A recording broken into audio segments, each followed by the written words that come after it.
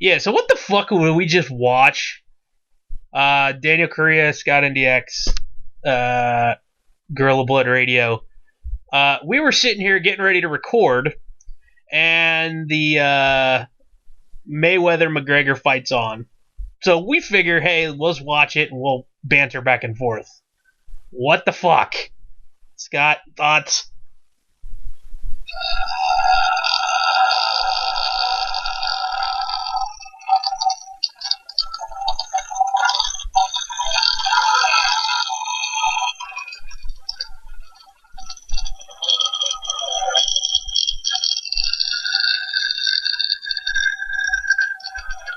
Really don't give a shit when this happens.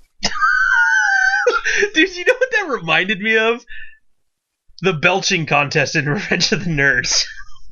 You're welcome. Dude, that's hella funny. Again, Scott was really pissed off because you didn't really give a crap about this fight from the get-go. You really couldn't give a shit less. Two guys I don't give a flying fuck about. One who I think is a bitch, and, the other one who I think is a bitch. So, but the one thing that you said that you were pissed off about was the fact that it wasn't like a mixed martial arts fight kind of. It's a pussy boxing match. Like, come on, even Inoki and fucking, Muhammad Ali at least tried some silly shit. Or Inoki was kicking at Ali and whatnot. Like, come on, McGregor should have literally just scooped his ass up, dropped a few hammer fists, and walked away. That's what should have fucking happened. And Mayweather missing 3 or 4 teeth. Yeah, I bet you there was something in the contract saying if he did that, he would forfeit some money. Oh, God, what a bad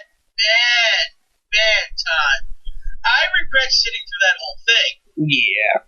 So Mayweather is still undefeated or whatever. Honestly, if he didn't fucking win that fight, it was actually worse on him. Because it was a boxing match. I mean, you could tell watching it that McGregor, anytime a clinch went to happen, he would literally try to do a go behind and look like he was going to go suplex him or try to do a hammer fist to the back of his head.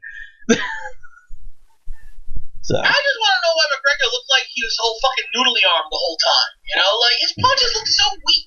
Like Mayweather looked like he was at least throwing punches. Well, he threw the 3 or 4 that he did. Yeah. So. Yeah. I've talked way too much about this already. Fuck the rest of this. So how you doing, man? I'm good, brother. How was that trip to New York? Oh, wait, you didn't go. No, I didn't go. Yeah, SummerSlam was last weekend. NXT was last weekend out in Brooklyn. Scott was there. I was not. My freaking buddy Brian went out there because I'm broke. How the hell did I meet him before I met you? I don't know. That's ridiculous to me, too. So whose fault is that? Yeah, I guess it's mine. Well, sure as hell ain't mine because I invited you. I know. I just... We had a floor all ready for Brian to sleep on the floor, and bed was ready for you. Well... The bed in the living room, folks. Get your out and mine's out of the gun. But, yeah, man. Just... I'm lonely. I'm not that lonely. Yeah, it just didn't work out money-wise this time around, so unfortunately for me, I didn't get to go. And Brian basically is one of those guys who... I don't know. Throws money around like it's made out of paper.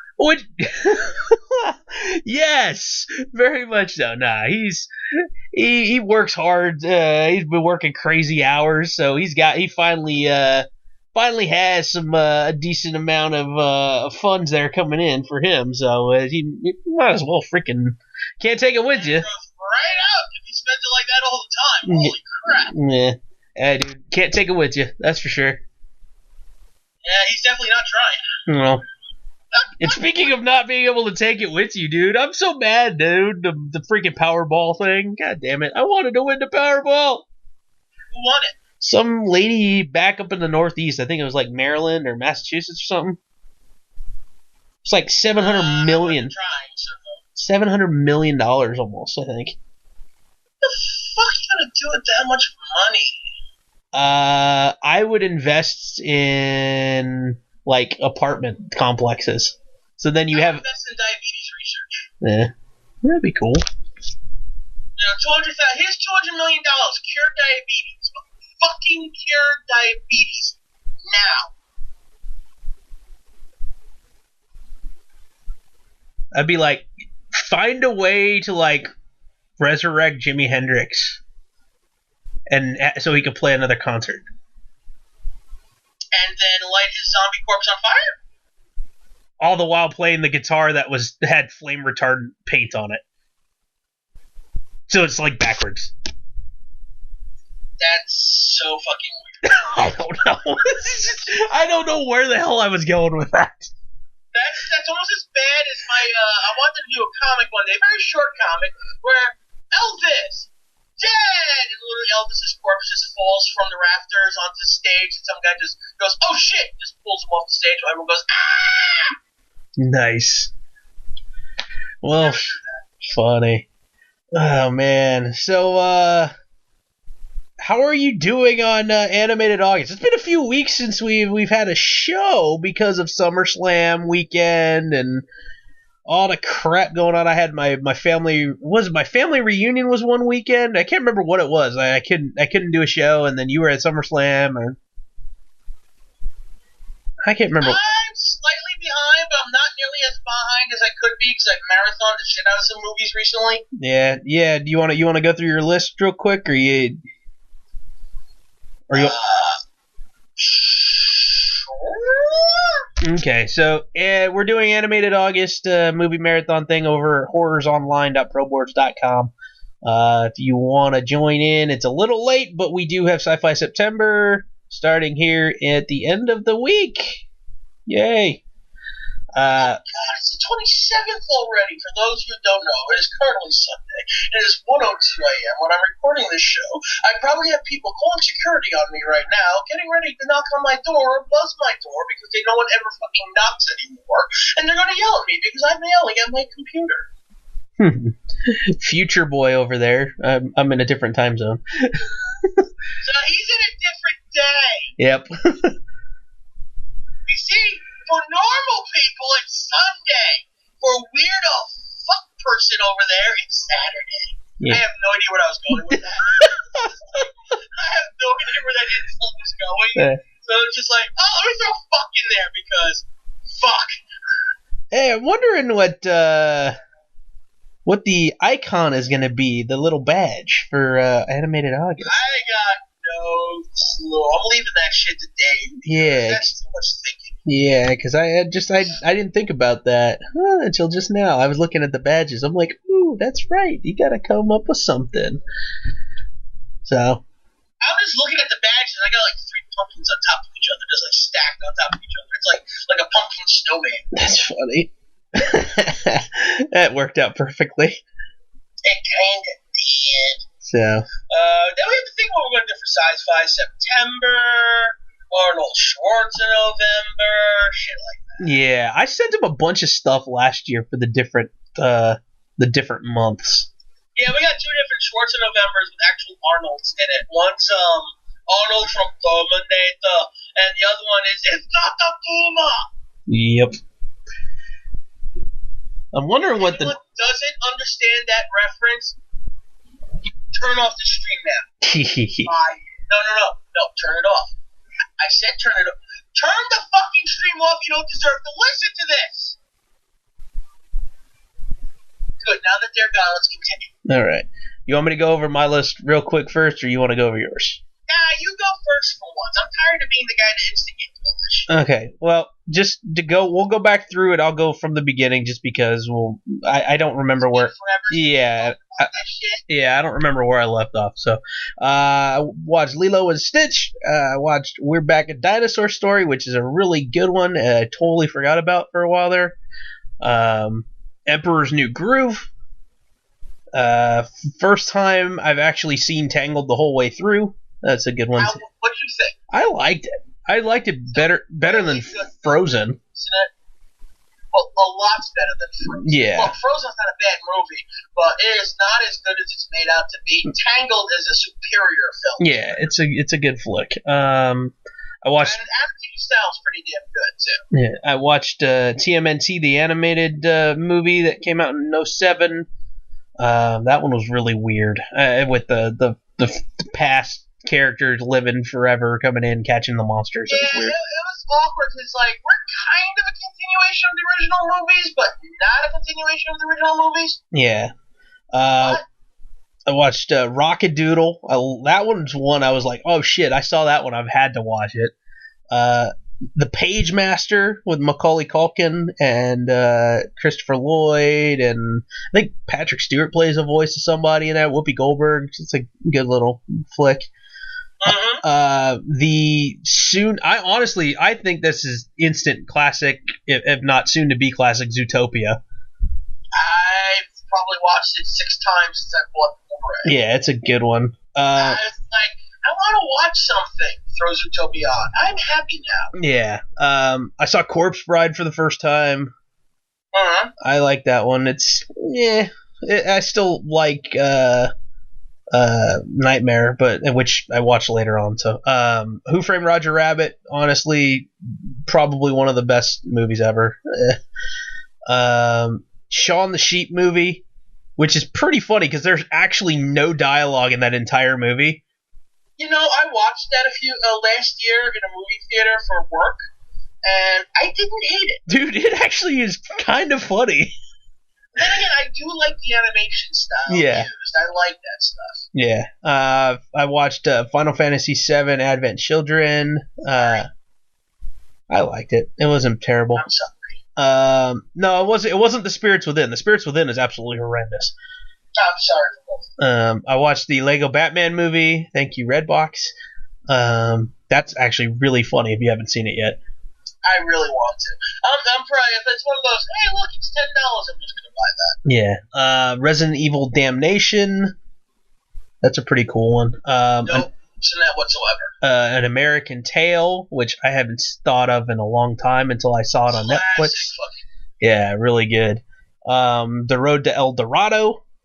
Really? I haven't seen that since it came out. Yeah, it's on Netflix at the moment, so I was like, well, that don't help me. Yeah, I know. You got the Hulu, but you don't get the Netflix. I watched The Nightmare Before Christmas. You know what? It's interesting. We can watch The Nightmare Before Christmas 3 times in the next 5 months. Basically, yeah. And it will still work. Exactly. Let's see. One of my newer favorites, Big Hero 6. Yeah, that's a good one. I'm kind of iffy on them making a sequel to that. Yeah. One of the most underrated Disney movies ever, The Hunchback of Notre Dame. Really? You think it is? I've enjoyed it. I forgot how good it was. I liked it. It's one of those things where most people I was trying to explain it to someone. That movie, it's not necessarily geared towards young boys or young girls. It's just a story. Most Disney films are good at that, at least. Yeah, but a lot of times you have one character there that's supposed to be like the role model kind of character or whatnot, like Ariel or Aladdin or Hercules or whoever, Snow White. You have that one major character. Well, Quasimodo, yeah, it's a guy character, but it's not like, hey, I'm kind of like that guy because I look ugly or whatever. Most people can't necessarily identify all the time with Quasimodo. Uh-huh. So that's why it's like one of those stories where it's kind of the main character is like, I don't know, it's kind of like shied away from, and it's not like he's. I know it's supposed to be the whole good person inside, don't matter what is on the outside, stuff. But yeah, I think it's a very underrated film, and it's been a while since I've seen it. I forgot how much I liked it. So, I watched a movie called Balto. Yeah, you've seen that one before. Ah, yeah, I know Balto. Yeah. I haven't watched that in a long time. Yeah, that one was with I think Kevin Bacon plays the voice of Balto. I watched a movie, a made for Netflix exclusive anime film called Blame, and it kind of has like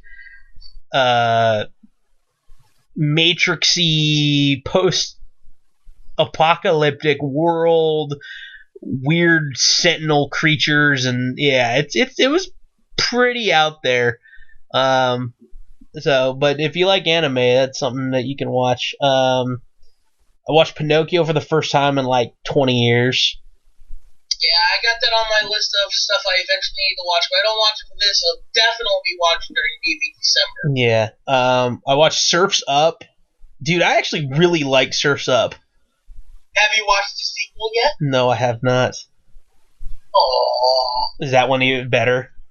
No, it's got wrestlers in it. Oh, that one. Okay, I forgot. Yeah, they did that one. I watched Sing. What did you think of that? Yeah. Yeah, I know. There's parts of it that are really good. Yeah. Like I loved it when the gorilla broke out of prison just to like hug his son afterwards and go back to jail. Yeah. Like that whole scene was really well done. Yeah. I kind of. I can live with everything. I can live without everything else. Although, no, wait. Buster Moon is a fantastic character. Yes, I see. The one thing I liked about it, it was like to a point where he is you could tell he's a genuine spirit, but he's just a shitty promoter. It's not like he was a grifter trying to like shaft people. He just was not good at what he did and fell on some hard times. So Paul Heyman, basically.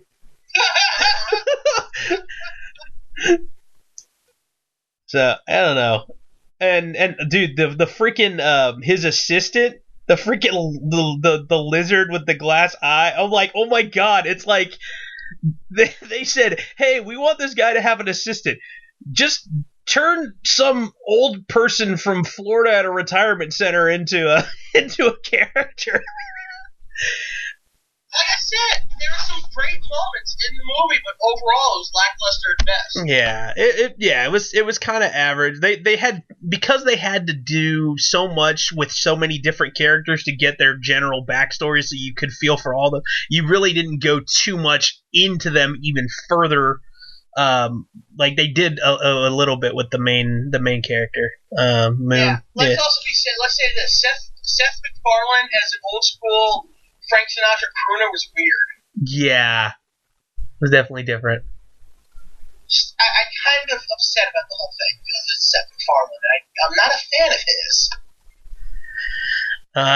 Then I watched Inside Out.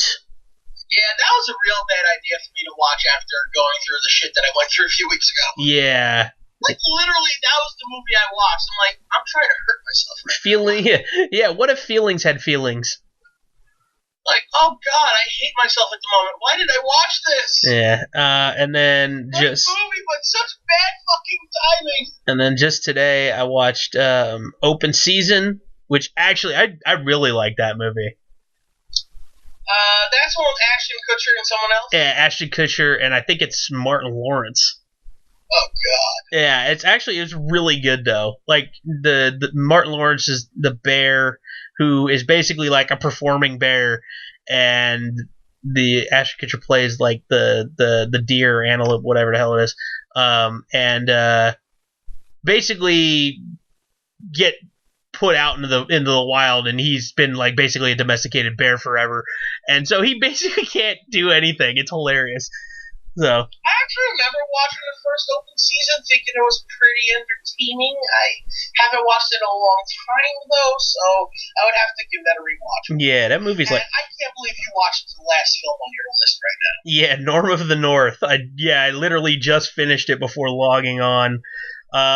It's actually it's not bad. Oh god, I forgot how bad your taste is. It's not bad. This is coming from a guy with a low tolerance in movies, and I've some of the shit I watched at home that I've actually enjoyed watching. I'm not saying it's a great movie, but it's not bad. Mean, I'm not saying Norm of the North is no Jesus Christ serial rapist, but come on.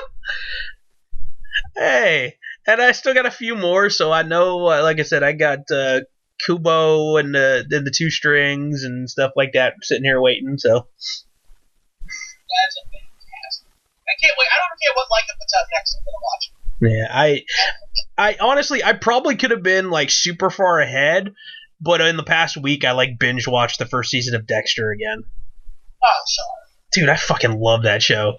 You know, I've never seen it, and I really want to. Yeah, it's a good one, man. I enjoy it. It's I don't know what the hell that says about me. Well, I won't lie. I found up the Salvation Army, and I think they had seasons 1, 3, and 4.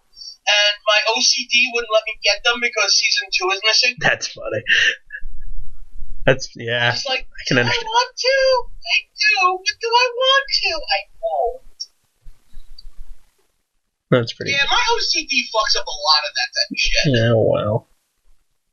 Alright, so my list is going to be a few overlaps, not many though, surprisingly. I watched, to start with, a classic that I think is mandatory for every animated August now, Who Framed Roger Rabbit. Yep. Like, that'll be our book club version of the movie for this month. Yeah. Then I watched Zootopia and Sing, which I saw on the big screen, and I'm very surprised I stayed awake through the whole thing. Again, it wasn't a very entertaining film. Then I watched Monsters University, and then followed it with Monsters Inc., because fuck you, I watched it chronologically, Yeah, why not? storyline-wise. And then I made myself very sad with Inside Out, because I hate myself. I'd like to watch myself suffer. Once I got out of that funk, I was about 4 days behind already, I got to see Kubo and the Two Strings on the big screen, Nice. thanks to work. And it is by far a glorious fucking movie to watch, no matter when and where and how you're watching it. I love that film. And yes, even though I'm yawning because I'm kind of tired and have shit to do in 10 hours, I really should be sleeping. I really enjoyed that movie. It's a classic film, and I think, well, a modern day classic at this point. Give it a couple of years, it'll be a classic. Shame it didn't make money in theaters, but most likely films tend to not, because people look at stop motion animation and stuff. If it's not done on a computer now, they stub their nose at it, which is disgusting, because most of the best animated films are done by hand. Yep. And I'll bring up one of them in a moment, and I'd hate to bring this up as a good one, but it actually really was a good film. I watched The Fox and the Hound and The Fox and the Hound 2, not realizing Kurt Russell played the voice of the Hound in The Fox and the Hound in the first film. What? Yeah, he played the adult version of the Hound. Oh, wow. Copper. Yeah. And I remember hearing the older dog's voice. Before I even watched it, I'm like, I know exactly what he's going to sound like, because I remember it already with the slight whistle. And then I looked him up and I'm like, yep, he's done this, this, and this. God, it makes me feel good. After that, I had to watch Horton Hears a Who. I've never The Jim Carrey version. Yeah, I've never watched that one. Oh my god! Dude, you gotta come to New York just to watch that movie now. All right, we'll figure out a time and day. Exactly. I watched The Many Adventures of Winnie the Pooh, and followed that up with the short movie Winnie the Pooh and the Day for Eeyore. Nice. Now, for those who don't know, the original Winnie the Pooh movie, The Many Adventures of Winnie the Pooh, is actually a compilation of 3 short films that were made from Winnie the Pooh chapters, and after the movie they made one last short film based on the original book's chapters called Winnie the Pooh and a Day for Eeyore. Nice. So if they didn't make the movie until, let's say, 1984, then it would have been a 2-hour-long cartoon with all the chapters in it. Nice. That's cool. Yeah, it was very interesting. I never knew that at all, so I was flabbergasted when I read that information. I was like, oh my god, I'm so confused. What's going on? I'm so, what, where, huh? It took me about a half hour to realize what I was reading. Nice. Then I saw, in theaters for work, the SpongeBob movie, Sponge Out of Water. Is that that's the sequel? Yes. Now, someone who's not a SpongeBob fan who's never sat down and truly enjoyed any SpongeBob episodes because it's just not something I've ever really put the effort into it, I really enjoyed this movie. I can't say there's a lot of laugh out loud moments, although there are a handful were, but what really got me was the first portion of the film, hand-drawn animation. Nice. There's a moment where there's actual stop-motion animation in it, and then the ending has CGI animation when they're in a live-action picture. Yeah. Cool. It's just really well put together. Covers many different aspects of animation, and I really got nothing to say, but I got nothing bad to say about this film. Hell, even Antonio Banderas was in it. What? Yep. Who does he play? The pirate. Yeah. Oh, that's cool. So, I gotta say, I actually really enjoyed that movie. That night, I watched Shrek for the first time in God knows how long, and realized it's still pretty damn entertaining. Yep. Animation doesn't hold up for shit anymore, but god damn, it was fun to watch. Have you seen they put a video out there, I think it might be on the Hulu, there was a stage play of Shrek. Did you ever hear? I know of it. I've seen clips. Okay. Yeah, I thought that was kind of funny. Lovely show. Yeah, I happened to see it one time and I was like, wait, this is kind of neat. It's different. It's like 2 or 3 years. Yeah. I mean, it's not the same as like, Monty Python, the Holy Grail, or, Spamalot, or whatever the hell they call it. But still, ain't bad. After that, the next day, I got to see one of my favorite animations that I still don't fucking own yet. The Adventures of Tintin. That's that French one, right? No, that's the English version that they made recently with, 2011. Oh, okay. Based off a French comic. Yeah, okay. At least I'm thinking the right thing. You should watch that if you haven't already. It's a fantastic film because they used motion capture. It's like modern day, pretty much motion capture is just modern day rotoscoping.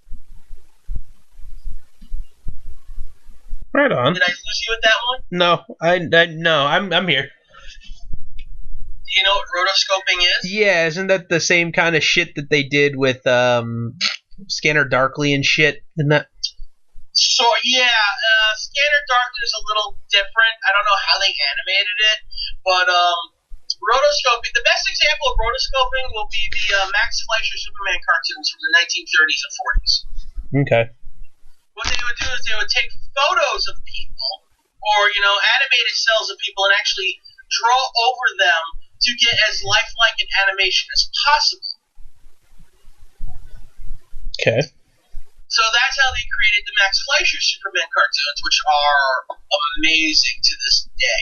Still, some of the best hand-drawn animation you will ever see. Awesome. After that, since I saw that on the big screen, I had to watch something on the little screen. That was Shrek 2, which is still pretty entertaining, even though I fell asleep through it, and I had to rewatch part of it. That's funny. I love the argument scene at the dinner table. Mm-hmm. Where it's like, Dad, Shrek, Dad, Donkey! And I will randomly do that at times if I hear people arguing. Like, I've done it at school when I'm working, and the kids are like, what the hell's wrong with you, Coach? I'm like, you guys are arguing, so I did something stupid so you guys would stop. That reminds me of, that scene kind of reminds me of, remember when Miz and, Christian were arguing with each other? Huh, no. And they're arguing about, it's like, Miz mentions, Randy, and, Christian was, Randy, Riley! Yeah. It's Riley, Rabbit season. Duck season. Randy, Jimmy! Yeah, that's right. I do remember that. Yeah, I do remember that with R-Truth. That's right. That's funny. He's just standing there like, Jimmy! I was just like, oh shit. So me and Tomas will randomly just yell out Randy or Riley and go into an argument about it. That's funny. They're just Jimmy. That's pretty good. Big Hero 6 followed Shrek 2. Love it. which was followed by the Lego Movie. Everything is awesome. It really is. Dude, it's like the most annoying song ever, but it's the funniest song. It's catchy as fuck. Yeah. And I've watched Brother Bear for the first time completely through. How was that? I've never seen that one. See, I enjoyed it. I thought it was an entertaining film. Had a good amount of drama to it, a good amount of comedy. The Kid Bear could be annoying at times, but then you get Michael Clark Duncan Bear, so Oh, that's cool. yeah, so that's never a bad thing. Michael Clark Duncan's never a bad thing in anything. So I got Brother Bear 2 sitting somewhere in the living room, but it's in like a box right now because I took everything off the bed, so Brian would have a place to sleep. Yeah. Because I'm a nice guy like that. Brother Bear was very good, and that covers. I already got 4 movies covered for like pre-DVD December. Nice. So I already got 4 movies off my pile with the 2 Fox and the Hounds, The Many Adventures of Winnie the Pooh, and Brother Bear. Oddly enough, all Disney films. After that, I watched Paranorman because Paranorman. Then I had to watch Hercules because I was in the mood for some James Woods. That's awesome. And his Hades is fucking amazing. He's hella funny in that.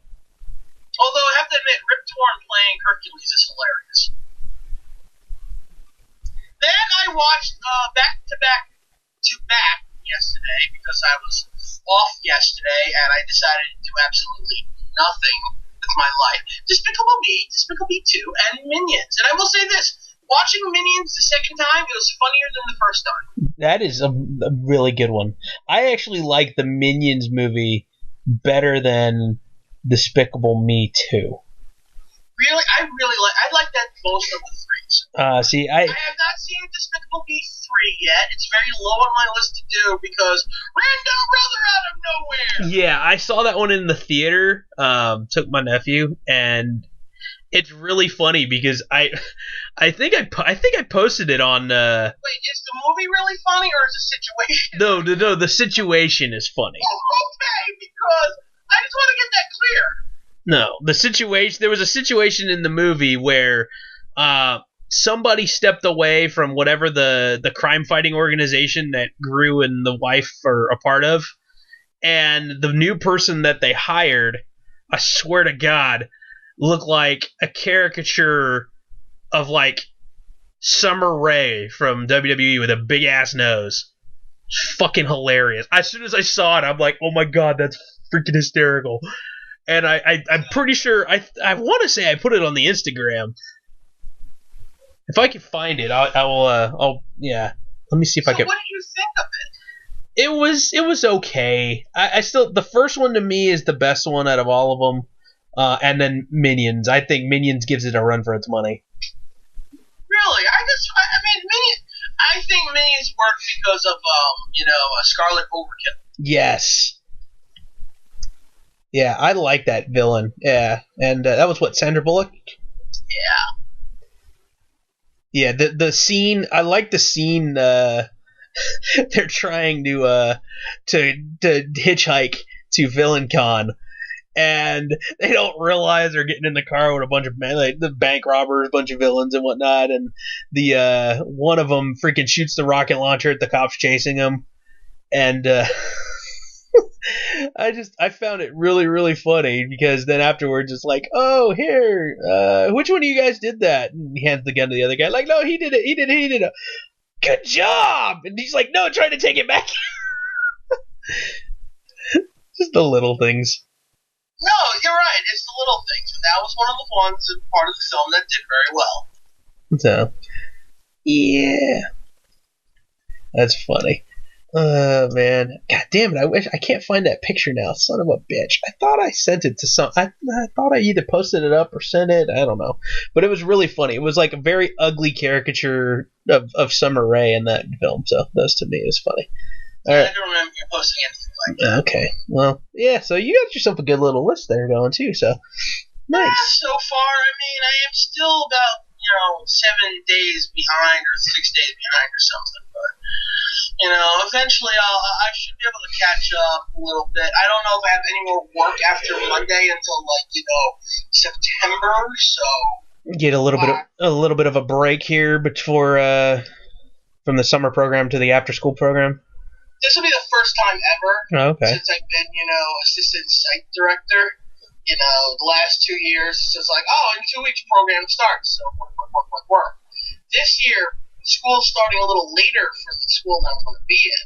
Okay. Normally starts it should have started already. We're starting on Monday.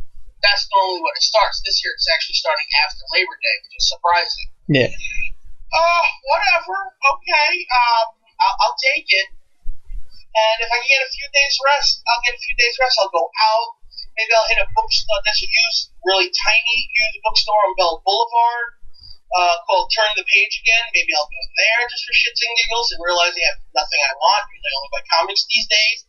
Or maybe the occasional book about a movie. And, I don't know why I'm talking anymore. Right on. Cool, man. Well, hell yeah. Well, shit. I hope to get some rest, but I also don't want to get, don't want to relax my laurels. Cause I got down to 351 at one point, like 351.4, and I'm back into 360s. I want to go back and lose that weight. Yeah, no, good for you, man. Hopefully you can get it. Yeah, I hope so. I mean, I don't know. I have to figure out what I'm going to do. Eating a bowl of ramen and a shitload of ground beef ain't going to help. Yeah, but I mean, you gotta eat, so it's portion control on my yeah. part. This is one of the reasons why I like eating out so much is that I'm not going to spend a lot of money. True. Because I'm a stereotypical cheap Jew. Yeah, if you're very spendthrift, it's hard to eat a lot of food. And I've been enjoying that fact where it's like, yeah, I'm still going out and having fun, but I'm also dropping weight and not eating as much. Doesn't help that, the last few times I went out and ate,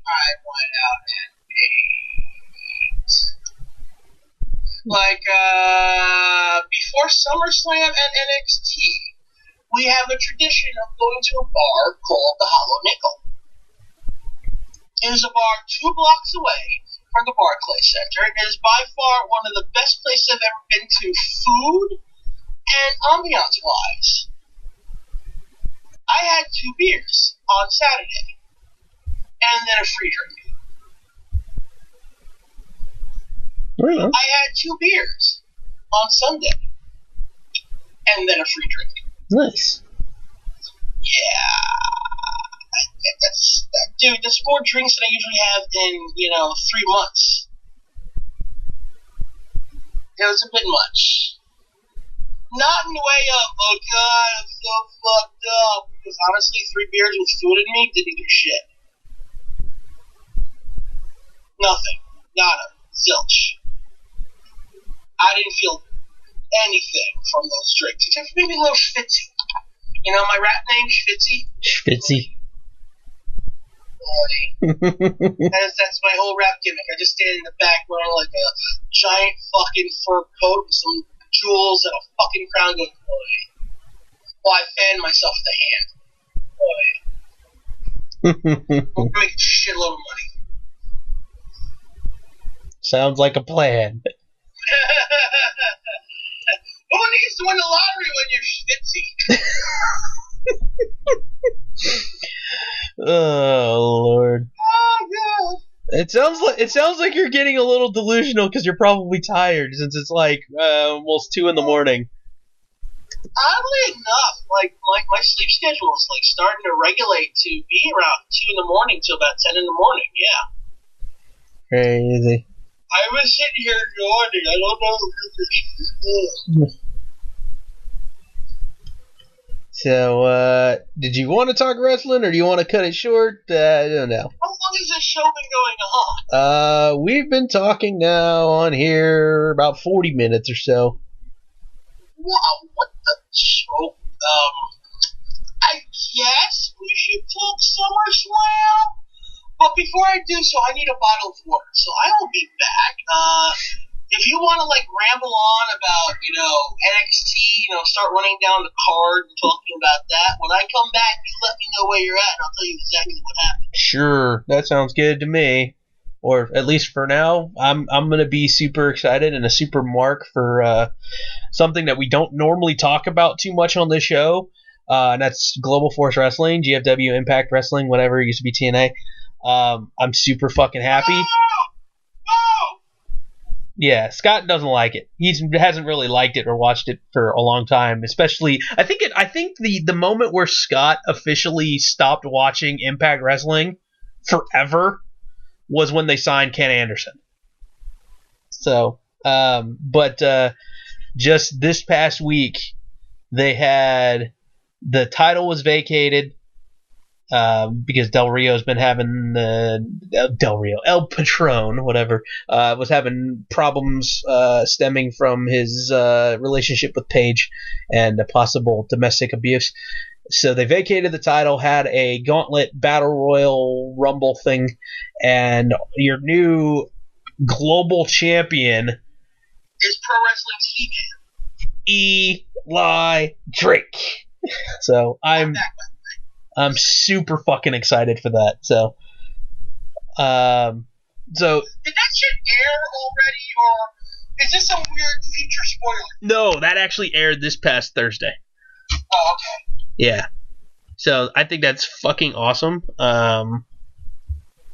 Yeah, just super excited for him because when he first started talking, you went, "Holy shit, he's got something."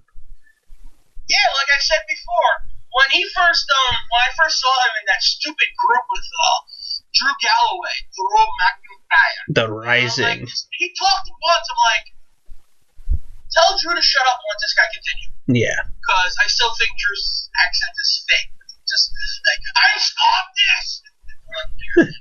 Well, it's very Michael Myers-y. I was gonna say, wasn't there a Saturday Night Live thing where he did if it ain't Scottish, it's crap. Some shit. Perhaps I don't know. Some shit like that. So, all right. You want to talk Brooklyn real quick then, since that happened first?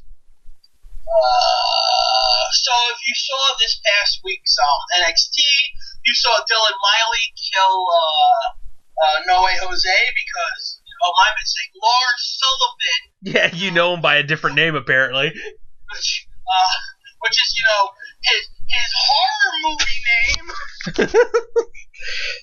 Like if they made a new slasher flick, they just have to go The Hands, and that's him. Yeah, Lars Sullivan. He's a scary man. And yet, I can't wait to watch him every time. And him coming out and killing,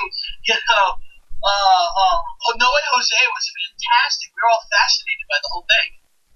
Because we got to see Lars Sullivan in person. And even from a distance, he's huge. Yeah. Then we saw Peyton Royce kick Sarah Logan in the next year.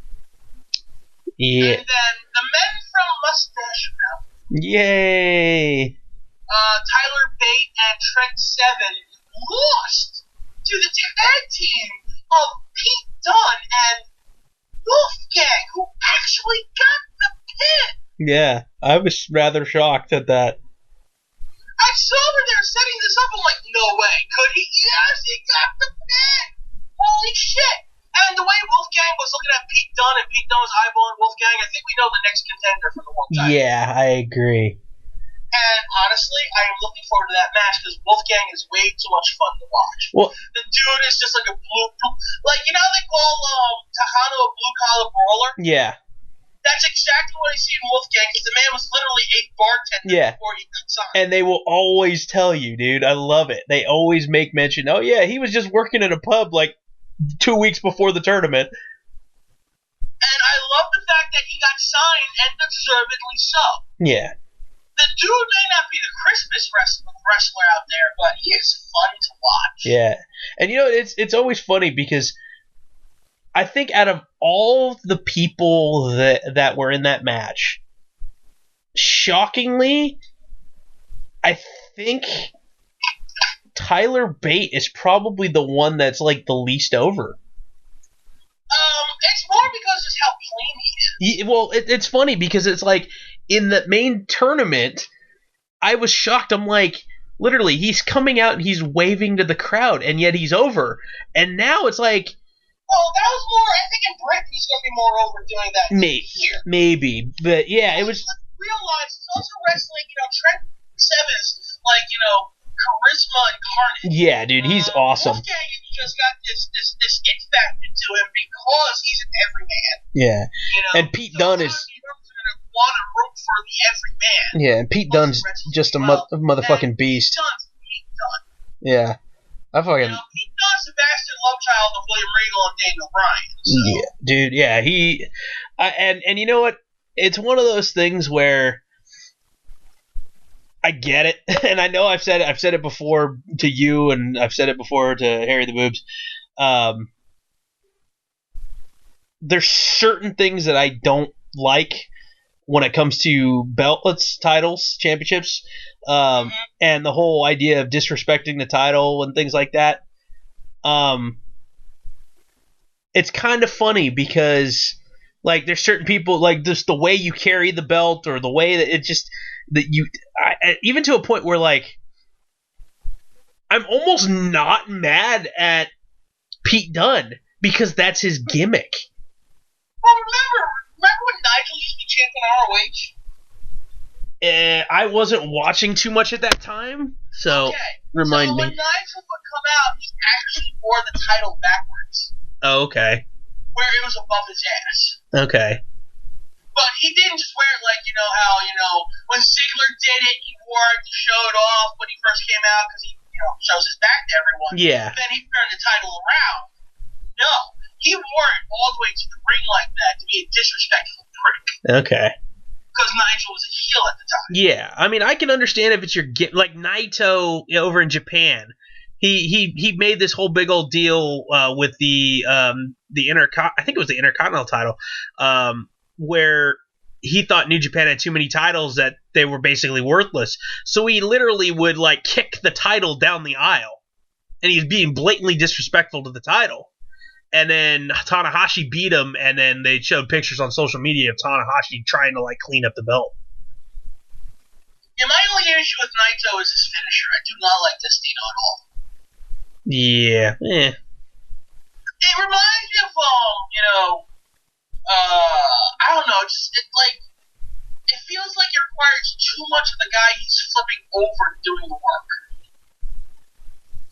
That's why I'm never a fan of the standing C4 because you can tell the other guy's doing a forward flip. Yeah. Like, the ones where they're doing the running C4s makes a little more sense, Looks a little more fluid. But when Virgil used to do it, he's just standing there and, like, flip back. Come on. That the Canadian Destroyer, you can't really get any more fucking explosive. It just exposes the business so much. Yeah. So. Know what you mean? Yeah. No, I get you. But those matches were technically on the pre-show for you, but then they showed up on Wednesday night this week. Yeah. So the show starts. I'm staring at Becky Lynch for a while because she's standing right next to me in the little alleyway that the people come out of. To go to the little. literally sitting. Like section 16 is where the area to the backstage is, and that's where they came out to, go to their seats and shit. And Becky's just standing there for like 10 minutes. I'm just like, I'm staring at her, and dear God, she's gorgeous. Like television does her no justice. I know it's perving on her. It's weird and shit. I'm saying it out loud, but God damn, is she gorgeous. All right, so first match. I'm sorry, I need a moment. What about Zelina Vega? She was pretty hot. Who? The chick that comes out with Andrade Cien Almas. Oh, you mean Thea Trinidad? Thea Trinidad, yeah. That's her name? Zelina Vega? Zelina Vega is what she's going by. Okay, I had no idea. I couldn't hear that shit. The announcing was really bad, and the acoustics in the place are just weird. But I think because there's no pyro, pumped everything up to be louder. So by the time the show was over, I was deaf in both ears. I've Okay. been deaf in 3 years, and I only have 2, so Nice. that's an issue I'm going through now. Nice. Shit. And, yeah, she's good looking, and let me just tell you, that first match, opening match of the night, match of the night. Yeah, it was really good. I even said going into the show that Gargano and Almas are probably going to steal it because they're that fucking good. They shouldn't be curtain jerking. That could have been easily a main event match, and they said, yeah, follow that, bitches. No one really did. Yeah. And I love the fact that I'm not saying the show was bad. The show was an amazing show as usual. It was actually the best NXT I've been to, and that's coming from a guy who saw Sasha Bailey won. yeah. And I love the psychological finish with this to play with the mind games. Shit, I didn't even know that was a DIY shirt at first. I was just like, I thought she threw a towel at him, and Almas just fucked him up after. Yeah. God damn, can Almas we need a mid-card title so bad. That's what I keep hearing people and rumblings about them maybe bringing in a mid-card title to NXT. I mean, honestly, like, that match shows that should have been for a mid-card title of some sort. Yeah. Like, it's just, it wasn't a grudge match. It was just two guys who really had no reason to fight each other. And they put on the best match of the night. Hell, they put on the best match of the weekend. I can see that. You know? Hell, they put on a match of the year candidate with that match. The storytelling, the false finishes, the back and forth, the way that Almas was telling the story of, Tranquilo almost costing him the match again. Yeah. You know? Which was something we talked about, me and Books. Tranquilo. Like, seriously, there's so much going on in that match. I was surprised that it was just, it could have been a throwaway match on any other card. On this card, it blew the fucking house open. Yeah. Like, it didn't blow it down, it literally blew it the fucking apart. Butt fuck the bunker, as they used to say. You know? Then, I marked the fuck out for the next match so much, because it's beef on beef violence, or at least I thought it was going to be. Yeah. Because, match started. Oh, by the way, it's a tag team title match. Akim and Razor, Authors of Pain. I keep calling them Arthurs of Pain. Arthur's a pain, yeah, it's okay. It's either Arthurs of Pain or Age of the Fall. God. Like, seriously, I don't know why I can't say Authors of Pain. It's such a good fucking name, too. Whatever. AOP. Defending the titles against Sanity, and what we thought was going to be Killian Dane and Alexander Wolf of Sanity. Instead, after a pre-match beatdown between the two groups, it was Alexander Wolf and Eric fucking Young. Yeah. Oh my god, I got to see Eric Young live. I never thought those would be words that come out of my mouth as a pro wrestling fan, you know?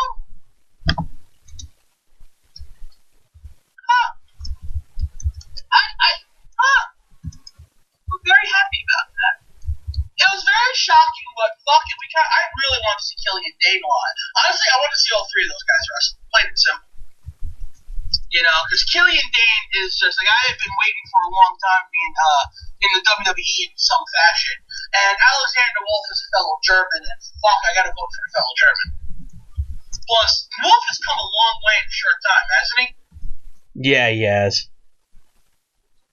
Like, the dude really good at selling. He kind of looks sloppy in the ring, but I'm starting to think that's on purpose. Seeing him live, he's much crisper than he comes off. I think it's gimmick, man. You know? Dude, I saw I saw something on Facebook today, and I just typed it into the chat box for you. Somebody put this up there, and I go, holy shit, the original lineup of Sanity is literally a combination of all their names. when you think about it. Originally, it was Sawyer Fulton, and it wasn't Killian Dane. It was Sawyer Fulton. So S, Alexander Wolf, A, Nikki, N-I, and then the T is the cross, and then Y for Eric Young. I was like, holy shit! Conspiracy theories. And that's true. That's awesome. Poor Sawyer Fulton got injured at the wrong time. Yeah, I know. Because him and Wolf had a great finisher together, too.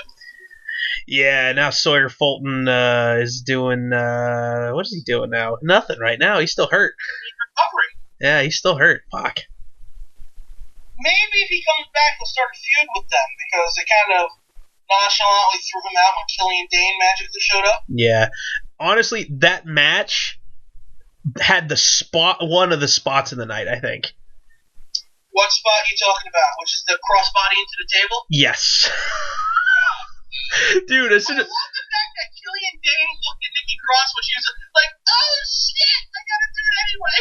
Yeah, I thought that was fucking great. She jumps off the top rope, gets caught, and then Killian Dane is like, fuck it. Crossbody through the fucking table on both of them. Nah, man, you can tell. He's like, I don't want to do it. Oh, fuck it. Yeah, that was good. A job's a job. Yeah, exactly. So, new tag champs. Yay. Yeah. First of all, Alexander Wolf in person is fucking fun to watch. Yeah. The dude's pretty good on the mic from what we've seen in the shows leading up to the pay-per-view, right? Yeah. And he's shown that the dude can wrestle. Did you see? He fucking hit the exploder on the smaller of the two dudes, and then hit a German suplex like it was nothing on the bigger dude. Yeah, it was funny. Like, Alexander Wolf's got some crazy, weird strength, man. Like, dropping a leader hose, and all of a sudden the dude's like a legit badass. Yeah. And I was really enjoying it.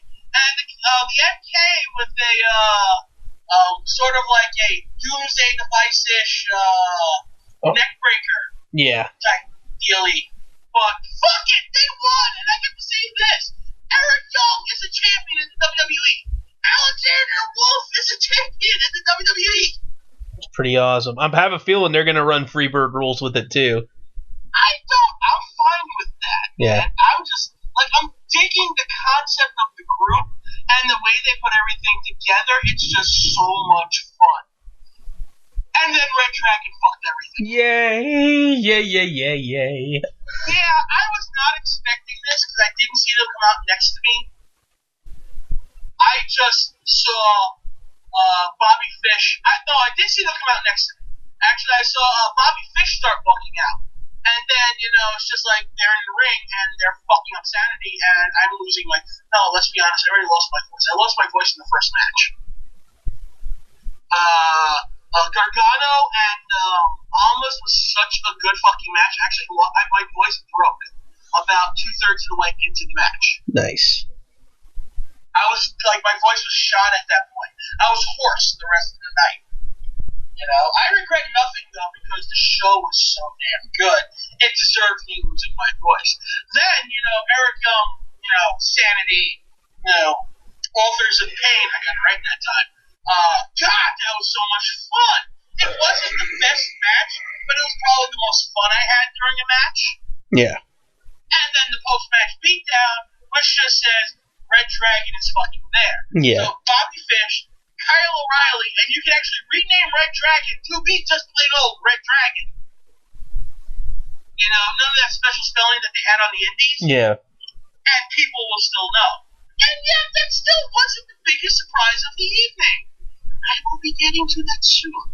Yep. Following this match was the Kenta and Tommy match, which was violent as all fuck. Yeah. What did you think of that match? I know I enjoyed it. I was watching that match going, I'm shocked somebody's head isn't in the first fucking row. I was expecting the third, honestly. So, the black mask. Black brutalized each other in that match. Yeah. And then Tommy looked real fucking good. Even though you knew he was going to lose the whole time. There was no chance in hell he was going to win. He looked like he had a chance a few times. Yeah, and that seriously, that black mask kick at the end was brutal looking. Yeah, because it really, you're sitting there like, is he going to hit it? Boom! Oh, he hit it. Yeah, I was just blown away. That I mean, again, not as good as Gargano almost, but still had a lot of emotion behind it. There, you could tell there's just that bad blood coming from Tommy about wanting respect and stuff, so coming through very much. So. Tommy's heel turn has been really good for him, and I hope that, let's say his contract ends and he's not called up by then, I hope that NXT actually at least gives him a year extension and see if the guy can stay healthy. Yeah, that's the thing. He's been healthy now. We've seen what he can do when he's healthy. And, unfettered. Yeah, exactly. Unhindered. Don't hinder Chinder, don't hinder Tommy either. Yeah.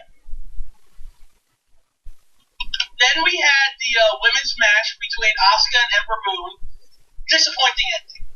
Yeah, I wanted Ember to win it. I'm not even a huge fan of Ember. I mean, she can't talk for shit, honestly. Yeah. No, I mean, I'm not going to watch her to cut a promo, but I really had to make sure my pants stayed on during this match. Oh, God. I'm being honest. That's two really good-looking women. No, I know. And they're, my favorite height, too. They're not very tall, but they're not very short. Just, like the perfect, I'm going to rest my head on your chest height. So, and they're just, they got the right thickness, nice size titties, nice size ass, nice soft belly. So, yeah, I had to make sure my belt was extra tight. Oh, good lord. Yeah. You know it's fucking true, too. Yes, it is, yeah. If you're alone and you had lube nearby. Oh, God. That's one of those, I'm going to put the lotion away so I don't get tempted. Good lord. All right. I know we know that. Yeah, I know we're on the same page on that one. So who won? Asuka won. I think I made that clear. Damn it. Well, first of all, I won. Most of the male crowd won. Second, so did Asuka, unfortunately. And the news that broke this week was something else broke in that match. What happened? What is she injured? Supposedly, I've heard collarbone, but I don't know off the top of my head. At least that's what I think I read. Okay, so apparently Asuka's injured, belt's relinquished. It's probably the best thing that's happened to the belt, probably. Because apparently no one's ever going to beat Asuka. Now she should probably just directly return to a main event roster. Yeah, collarbone. Don't even bring her back. Just Asuka's healthy. All right, she's gonna butt kill someone in NXT and SmackDown now. Yeah, it was collarbone. Okay. So she'll be out 2 months. All right, it's not too bad. I mean, there's been much worse. Well, I mean, considering the fact that Brock Lesnar doesn't defend the title on TV for 2 fucking months sometimes.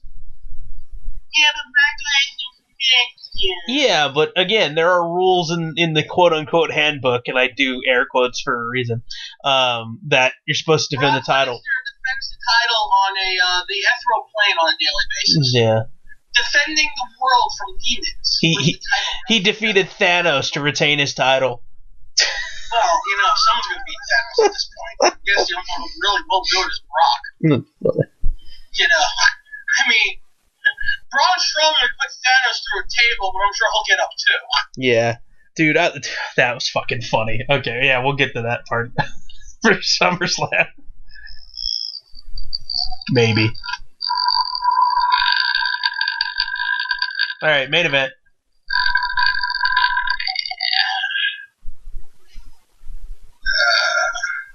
Sorry, Brock Lesnar. Yeah, that's all good. Okay, so Asuka won. Honestly, I really think Ember Moon, when she hit that thrust kick to Asuka's face, should have won the match. That should have been it. Yeah. But it wasn't. Oh. Injury. Vacant defeated Asuka. Yeah, exactly. How many titles is that now for Vacant? Goddamn, 937 probably. Hey, Vacant, what did you win today? I'm the NXT Women's Champion! Yay, Vacant, you're gender fluid. And then we had the main event, which happened after the main event. Well, the main event saw Bobby Roode defend the NXT World Champion against Drew McIntyre, who, if he didn't win the match, his return would have been all for naught. Basically.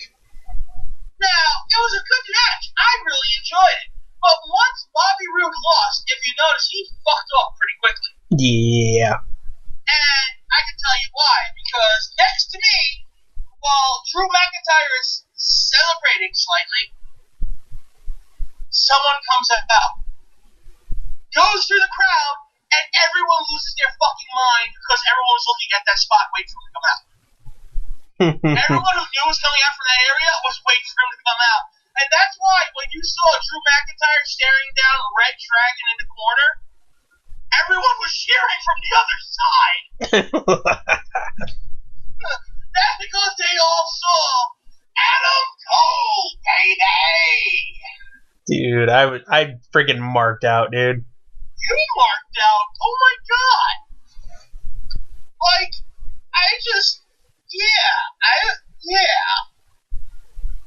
yeah, dude. Yeah. So fucking awesome. Now I just hope they don't try to pull some lame ass story like he's Michael Cole's like long lost son or some shit. Oh god. You know what, now if you said that, I completely want that. That's your fault. I'm gonna hate you if I never get that. Oh man, but yeah, dude. I mean, they basically have now a fucking Ring of Honor faction. Yeah, I'm really hoping that Roderick Strong gets in on this because he needs something. Yeah. Right now, I mean, I think that, like, again, if you put a mid-card title in there, he's the guy. Almost could be up there. Gargano can be up there. Ciampa can be up there. Oh no, yeah. I mean, there's a bunch of guys there that are basically in the mid card on that show. Mm-hmm. I have a feeling Black's going to be up there in the main soon enough. You know, it's strange though, because you look at that and you go, "Damn, that's the mid card, man." Yeah. That's just the mid card. It's like that can main event indie shows anywhere, and that's the mid card. I'm like, at the end of the show, I'm like, that was the best indie show I've ever been to. Because it really was. Like, we were joking, man, ROH has got some great production value now. Yeah. But if you think about it, man, like, was any one of those homegrown talent? Authors of Pain might be the only one, right? Authors of Pain. Was Wolf? I think, I don't know. Wolf was actually wrestling in Germany for a long time. Okay. Spent like a good 7 years in Germany before he came to the States. Yeah, then, I mean, yeah, technically, if you wanted to say it, I mean, McIntyre was a WWE guy, left and came back, so, but yeah. Yeah, but he really didn't get good until he left and did some indie shows. Yeah, basically, it's the AOP. Like, everyone else has had some sort of background in the Gargano, very well known for Evolve. You know, what's his name? Shit, I already forgot it. Almost. Well, fucking Sombra, man! You know, I don't even watch Lucha Libre and I knew who La Sombra was. Eric Young, TNA guy. Indie guy in general, okay? Killian Dane. Yeah. Killian Dane, well known for working Progress and a few others over in the UK. Spent many years doing that, you know? Yeah, Nikki Cross. World-renowned indie women's wrestler, especially overseas. Yep. What's it? Aleister Black was Tommy End. Tommy fucking End, okay? Yep. Hideo Tommy, Kenta! I mean, come on. What's Asuka? Friggin', Kana over in, Japan for how many years? Yep. You know, and Ember Moon was friggin' Athena on the Indies. Yep. Then you have Bobby fucking Roode. Okay? Red Dragon, which is Bobby Fish and Kyle O'Reilly. And Adam fucking Cole, baby. Yeah, dude. It was. It was the best basically goddamn indie show ever. basically an indie show with production values. That's what we kept calling it. That was the best indie show we've ever seen. And honestly, it probably was the best indie show I've ever seen. NXT is a beast of its own, man. I mean, look, I enjoyed SummerSlam the next night. I really did. But honestly, NXT still kicked its ass. See, that's why I never. I didn't think it was going to be as. I thought it was going to be a little closer this year, but nope, NXT just kicked its ass. Yeah, I don't know why. I mean, I get it. They want to make it a whole weekend, but every single time NXT does so much better. Yeah, yeah. I mean, there's no other way of putting it. NXT just fucking blows it all up to water, man. There's no other way. There's just no other way to put it, you know? Yeah. So, yeah, we all left very satisfied. Because if that debut happened anywhere else, it would have fallen flat. But it happened in New York, which is one of the smarkiest towns, if not the smarkiest town in pro wrestling. And Adam Cole debuted in it. Mm-hmm. To about, I would say, a good 13,000 people losing their shit. And, yeah, they're calling him Adam Cole, thank God. So, Red Dragon is Bobby Fish and Kyle O'Reilly, not just, hey, that's Robert Trout. Kevin O'Malley. Yeah, that's fucking awesome. Hey guys, it's Adam Cole. Hey, it would be a better name than Johnny Impact. Well, I can't help Johnny Mundo there. I mean, the guy went from Johnny Nitro to, what was he after Johnny Nitro? John Morrison. God, that's a good one. Yeah. Hell, even his real name, John Hennigan's not a bad wrestling name. Yep. To Johnny Mundo. To Johnny Mundo, man. Look, Johnny World. Johnny Mundo was just a great way to transition to Lucha Underground. Like, his character is so bombastic and over the top. And the reason why we haven't talked about Lucha Underground yet is because I haven't watched the last 3 weeks. I will fix that, I promise. I'm sorry. Yeah, because they just had the big match for the title, so. I'm sorry, I will fix that soon, I promise. Okay, next week. Yeah, next week, definitely. So, yeah, NXT blew everything away again. And honestly, it was the opening match. Now, SummerSlam followed. There's not a lot worth talking about, but the best matches of the night were easily the tag team matches. Yeah. Now, I enjoyed SummerSlam. There's a lot to SummerSlam I actually really enjoyed, although I missed the first match completely. Hey, look, free booze. Yeah. Gotta finish that drink, man. You can't let a drink go. It's just rude. The guy's like, you know what, your food's taking a while, here's a drink on me. Like, oh, thank you. I shall happily drink this now. Plus, it was like a tangerine infused IPA, and I usually hate IPAs, but the citrus in it made that shit so good. Did I go off on a tangent? Yeah, just a little bit. Okay, sorry. But I just want to point out, before we went to SummerSlam, we were in the bar, and the bar's TV had Chromecast, and the guy I was with, Kyle, one of Tomas's friends, he was there, and he's like, can I stream the network? And we watched the whole paper. We watched NXT again. Nice.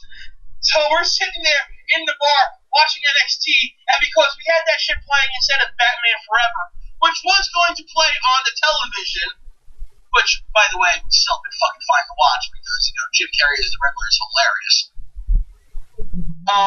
Kyle's just like, we're going to watch NXT. The guy said we can. I'm like, okay. So we watched the whole pay-per-view. More people stuck around because of it. Nice. That's cool. So we sold some drinks. That's cool. Sold some food. You're welcome. Yeah, it was very much a really worthwhile experience. So if you're ever in Brooklyn, ever in New York, head to Brooklyn, Atlantic Avenue, 2 blocks away from the Barclays Center, and just go, man. Go to the Hollow Nickel. Get a Hollow Nickel ale. Get the New Belgian citronella or whatever it is. It's the orange flavor. Yeah, I was gonna say it sounds like a wit beer.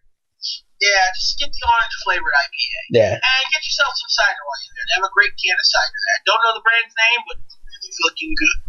And get yourself the fried pickles. Oh, fried pickles. Best fried pickles you will ever have. So good. I love fried pickles. Unfortunately, they took the jalapeno poppers off the menu, and the bartender's like, I know, I'm sad. So I'm not the only one that suffered without it, but go there, get the fried pickles and the junkyard dog. Ooh, that sounds delicious. Always have to have the JYD. It's a hot dog wrapped in bacon. Yes, get the bacon. And it's covered with a carrot and other vegetable-based relish. Okay, so some sort of slaw. Okay, cool. No, an actual relish. Oh, an actual relish. Oh, cool. Yeah. They turned the carrots into a relish. Nice. So, oh my god, it is so good. And it's called the Junkyard Dog. That's mandatory before a wrestling event. Nice. You know, yeah, can we get 4 JYDs here? 4 now, please? Grassy ass. Seriously, the Junkyard Dog, watching pro wrestling, it is like the perfect combo. Makes sense. It is. It's what belongs, you know? So, I will say this. My second favorite match of the night was probably the Raw Tag Team match. Now, it took a while for it to really pick up, but once it picked up, it was so good. And yes, Cesaro killing a beach ball was even better than the match. Dude, yeah, that shit to me, that kind of bothers me to see that stuff, or to see the people doing the wave or whatever. I was getting pissed too, but then I saw Cesaro completely destroyed. I'm like, all is right in the world. Yeah. And then the next night, the fucking beach ball came out again, and supposedly now WWE has banned all beach balls. Good. Although I hope Cesaro just comes out and starts ripping them in half on purpose, like part of his gimmick. Yeah. That'd be funny. Like, what's Cesaro going to destroy today? It's another beach ball! No! That beach ball had a family! What was it? There's basketballs and handballs at home without a husband now. Happy Gilmore. Damn you people, this is golf, not a rock concert! So, yeah, if you watch the match, though, like, I knew the two of them were going to win, and I was not upset because the way they went about it at the end, with Cesaro and Sheamus looking really strong the whole way through, made it worthwhile, man. They had some great combo moves throughout the whole match. Really well done. I enjoyed it, and I suggest people watching it. Yeah. But let's be honest, match of the night wasn't even on the SummerSlam card. Yeah. Match of the night, easily, the Usos winning back the SmackDown Tag Team Championship from the New Day. Oh my God. If you want to talk about tag team wrestling, let these this is one of those, you know, there's few feuds you never want to see end, you know? You never want to see the feud between Kevin Owens and Sami Zayn end. Yeah, this is one of them, I never want to see the feud between the New Day and the Usos end. This is a legitimate fight forever moment. And ever since the Usos turned heel, they've been so much better. Yeah, but they finally found a team on their level. Yeah. The New Day just worked so well with them that each one of their matches feels different every time. Well, and the Freebird rules, too, help. The moves in between were different. The setups were different. The shit they did outside was different. It felt so good as a wrestling fan to watch a match like that and experience that firsthand, you know? Yep. I mean, it's funny because you would think with those teams there that WWE might have, I mean, a resurgence with tag team wrestling, but it seems like every time they try, the teams that they bring in just can never measure up. I think it's because they're not giving certain teams a chance, or, you know, there's no balance to the tag division itself. Honestly, I think, you know, it's like, you know how there's just the one, the Cruiserweights have their own show, and they have their, few spots on Raw? Yeah. I think that's what you should do for the tag division. Honestly, the tag division should be on SmackDown. And have everybody over there. Yes. Makes more sense. You know? And that's where your tag titles would be. Yeah, you'd have tag matches on Raw, but that'd be more like, you know, you two, you don't like each other. You're teaming up again together against these two guys that don't like each other. Yeah, exactly. Because GMs are assholes. Yeah, that makes sense. Tag team match, player. Exactly. You know, but, you know, if you got them so spread far across, you know, you're not going to have the revival against the Usos, which everyone wants to fucking see. Well, and they also just broke up Jordan and Gable for the fucking Kurt Angle daddy issues gimmick thing. I know, although I have to admit, them bringing in, you know, we're going to take your black man away. I'm going to give you a new one. Yeah, Shelton Benjamin. You know, here's an older black man to replace the newer model you once had. It's like getting a new used car for, you know, your insurance company. Not as good, but it should run.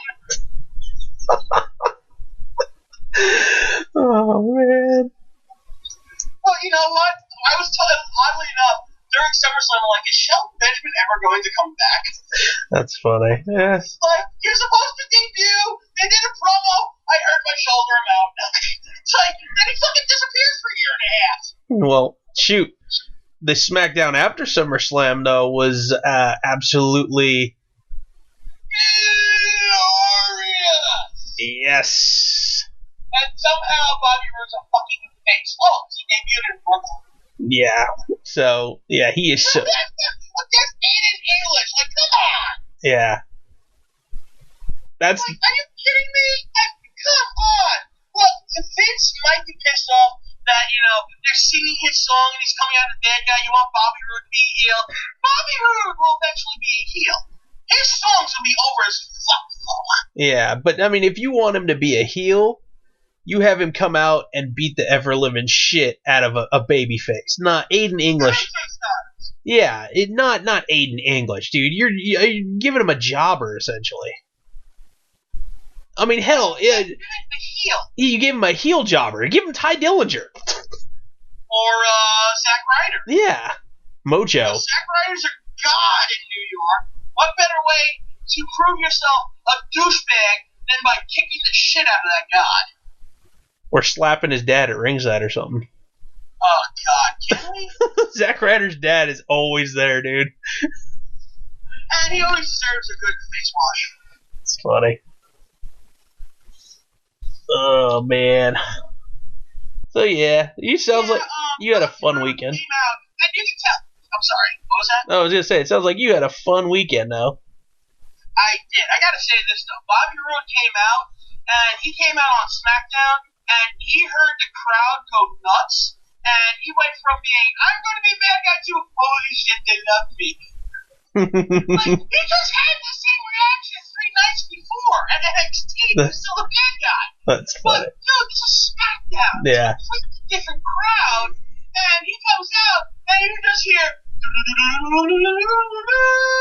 then 17,000 people, glorious. I won't give in till I'm victorious. I was just like, shit. You can see on his face, he came out just like, oh, shit, let's back down. And I just look at like, oh my god, I made it to the main stage. Fuck TNA. Crazy, man. I mean, and honestly, it couldn't have happened to a better wrestler. Oh, seriously. Like, the guy has just been one of the top 5 talents in the last 5 years, easily, you know?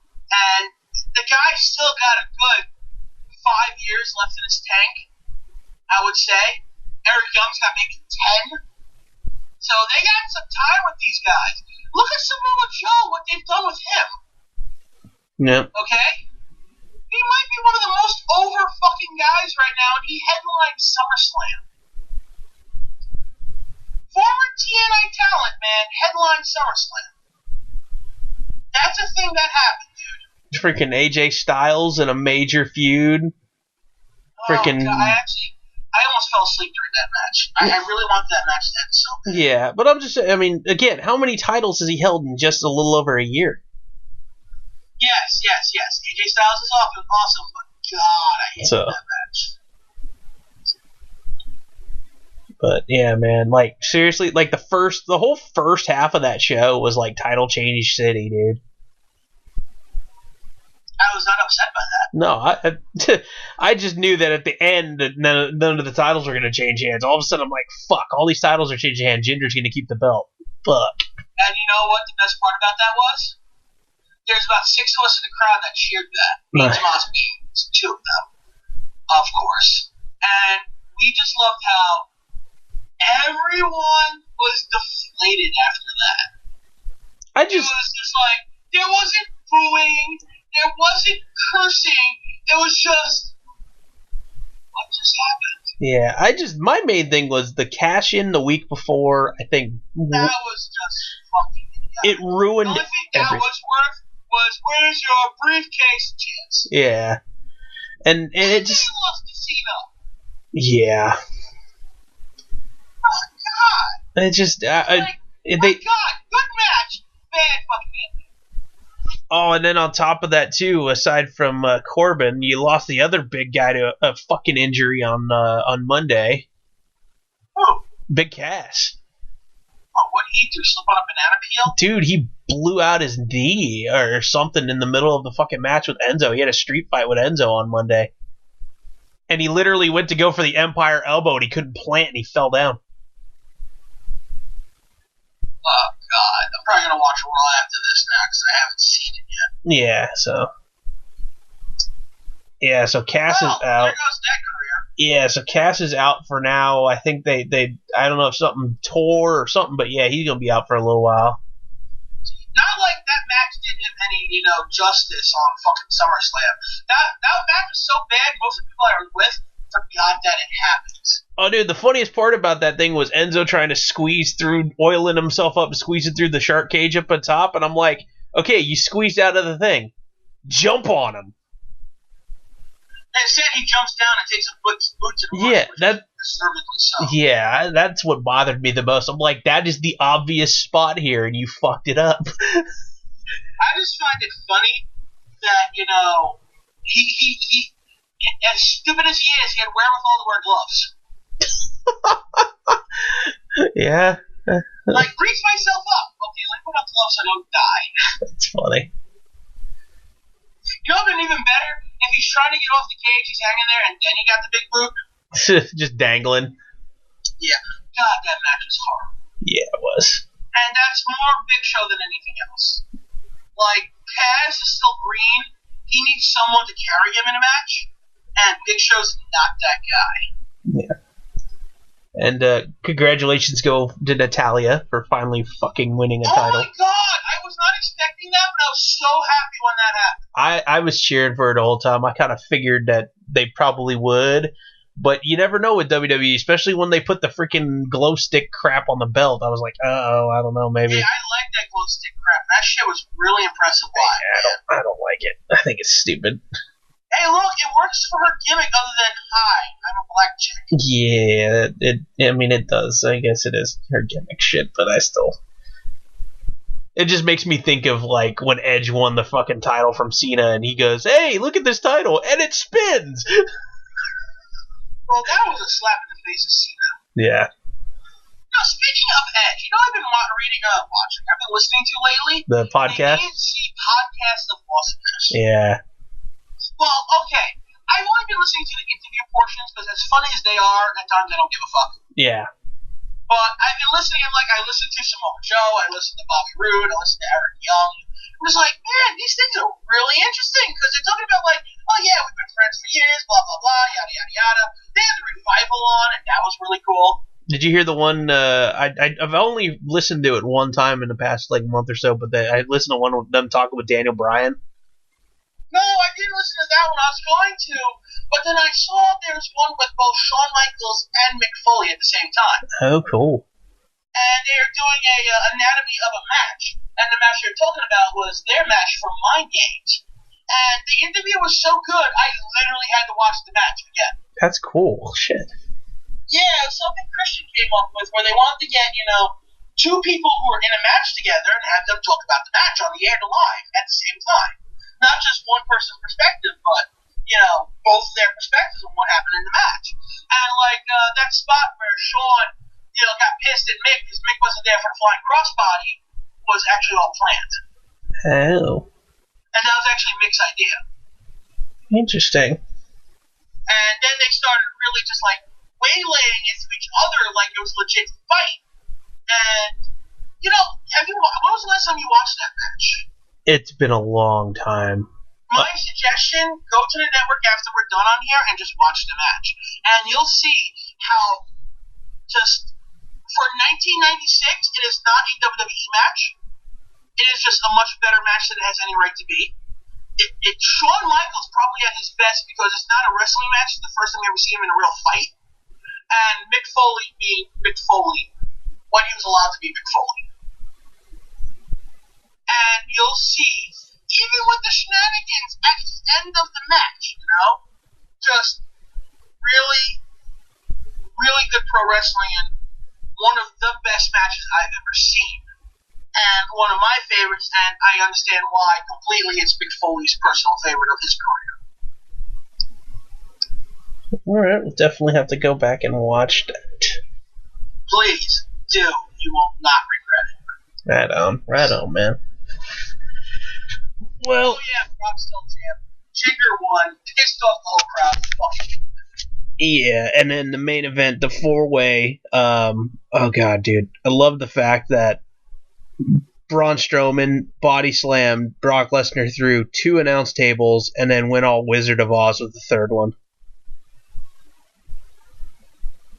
Yeah, but he still lost. I know. Brock's still champ. And as soon as I saw them take him away on the gurney, I'm like, hey, he gets 5 minutes to breathe without anybody beating on him. And then he's going to come back. It sucks.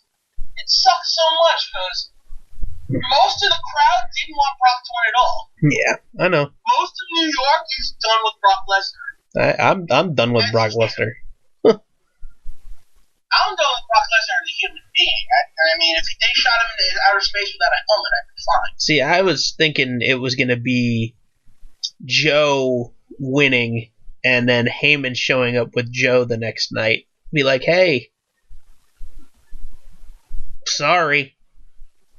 Well, yeah. I mean, we wanted that because that would be good. So, of course it didn't happen. Yeah. So, but yeah, no, I figured, and also too, it's like, So, I mean, we're gonna get to see what the next feud is, and I mean, again, if you watch Raw, you'll see what happens. But I don't know if you care if I spoil it for you because you haven't watched it yet. But I know what it's gonna be. It's gonna be Braun and Brock. It's Strowman, yeah. So Strowman getting the title shot. I'm hoping I mean, fuck, man. Like, come on, Lesnar, do a favor for somebody. Fuck. Do your job. Do your job. That's what bothers me about that. So, hopefully, that'll be Strowman's first title reign there. Whatever happens, happens. I will say this though. I want to end on a positive note for SummerSlam. Finn Balor. Now, we've seen the Demon before, and he's never really changed the way he wrestled as the Demon. This is the first match his Demon persona actually manifested in his wrestling style, too. And that was so important for that match. Because it was just Finn Balor and face paint, just Finn Balor and face paint. Who really fucking cares? Yeah. You know, but him wrestling more aggressively, wrestling more violently, and throwing different variations of his moves in there against Bray Wyatt, and having just a scowl on his face the whole time, made that match so much better. You know, it's funny. I was watching that thinking that was going to be the match where somebody was going to finally kick Bray Wyatt in the face when he goes to the corner and does the back bend. I figured Finn would, like, running drop kick him in the face. No, but instead he just stood there and intimidated Bray back. Yeah. Like, he's down, and then he just pops back up, and Bray just goes, eep. Yeah. I was hoping, because honestly, that's the one thing I want to see somebody drop kick Bray in the face. Just not be afraid of that and just curb stomp him. Yeah. So, yeah. So, we'll see how things go. Oh, and Elias Sampson won Song of the Night. Yo, I can't believe when we start chanting encore, he actually gave us an encore. Yeah. He goes, wait. I was like, you want an encore? I'm like, yes, we do. All right. Like, oh shit, he's actually playing another song. That's fucking funny. Like, are you shitting me? He's playing another song? No, it was great. The crowd was really into it. Even when he said, you know, New York, what happened to your balls? Boo! Oh, he's still singing, yay. It's like, yes, we want to walk with Elias. You want to walk with Elias. I can't believe I'm saying this, but yes, I want to walk with Elias. That's funny. I am an Elias Sampson marker. Those are words that just came out of my mouth. Hey, it's one of those things where I can't help but say it right now. He having the guitar, musician, whatever gimmick, and the fact that his finisher is a neck breaker, can't help but say maybe an Intercontinental run will come soon enough, and he will be the modern day Honky Tonk Man. I'm down because honestly, in NXT this shit didn't click. Something about coming to Raw made this gimmick work. You know? And I'm damn happy that it has, because it has been very entertaining, and it helped that his first main feud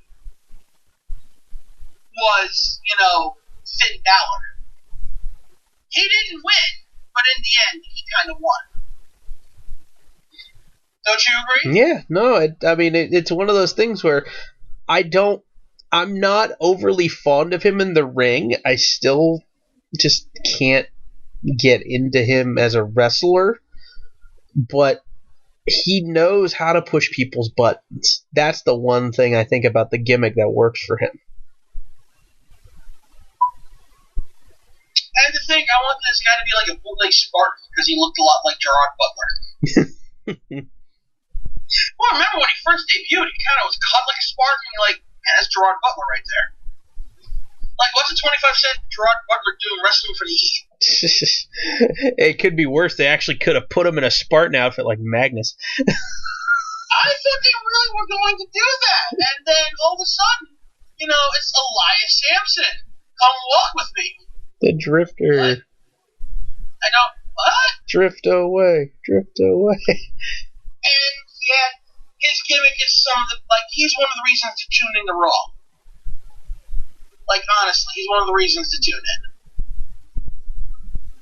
Alright, on that note. Alright. Well, I'm starting to slow down myself here, and I think you're probably hella tired because it's like what 2:30. Yeah, I gotta wake up in 7.5 hours, so I'm probably gonna try and catch a little bit of the Raw, and then call it a night. Crash. So, all right. Well, on that note, be sure to check out Girl Blood Radio on Instagram, ScottNDX on Instagram, DKorea247 on Instagram for all the crazy stuff. Gorilla Blood Radio on YouTube. Yeah, if you're listening to this, then just hit the subscribe button and the bell and all that good stuff. Ring that bell! Check the oil while you're at it. See ya. Wait, no, different joke. Oh, speaking of that, dude, it's just funny you say that. I'll end up on a funny note. Tommaso Ciampa was in like this crazy. It was like a 4-way tag match. I can't remember what company it was in, but he's facing off against in the ring with Jushin Thunder Liger, and Tommaso Ciampa goes to check the oil on Jushin Thunder Liger. Well, Liger butt clenches and traps his finger, and he sells it like he's dying. And then on top of that, every other person in the ring, in the match, got in and then fucking checked the oil of the next person. It was like like human centipede. Like pro wrestling gorillas. It was either PWG or some, I don't know. It was fucking Did you ever see the slow motion opening to a match they had one time? I've seen a bunch of slow motion stuff before, yeah. Yeah, but they did like an 8-man tag with slow motion. Just, you gotta look that up. PWG slow motion. Yeah, it's some funny stuff. But yeah, I saw that one and I was like, oh wow. As soon as you said checking the oil, it made me think of that. So, all right. On that note, Scott NDX out in New York City. I'm Daniel Correa. Good night, everybody. I'm tired. I'm gonna go to sleep. I think Scott is too, probably.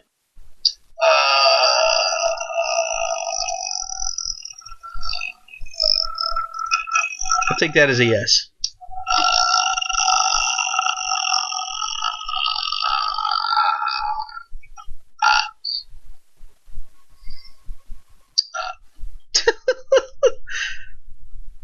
Okay. Night, everybody. Thanks for listening to Gorilla Blood Radio.